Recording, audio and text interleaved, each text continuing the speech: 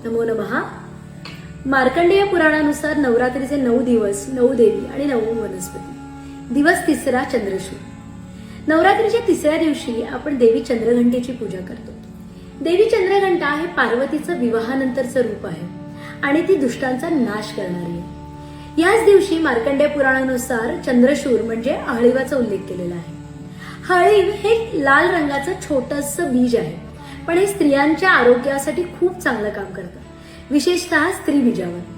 म्हणूनच जेव्हा मुलींमध्ये पाळी अनियमित असते किंवा ब्लिडिंग कमी होतं, तसंच ओव्ह्युलेशन होत नाही किंवा पिरियडच्या वेळेला पोट खूप दुखतं, अशा वेळेला काय करायचं तर नियमितपणे हळीवाची खीर दुधातून घ्यायची. यामुळे ही सगळी लक्षणं आहेत ती कमी व्हायला मदत होतात.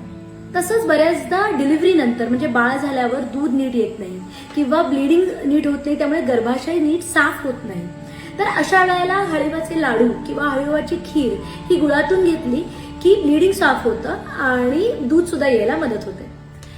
डिलिव्हरी नंतर बऱ्याचदा खूप थकवा आलेला असतो, तर अशा वेळेला हळीवाचा लाडू किंवा हळीव खजुरामध्ये किंवा इतर लाडूमध्ये टाकून घेतले तर रक्त वाढायला मदत होते आणि हा थकवा सुद्धा दूर होतो.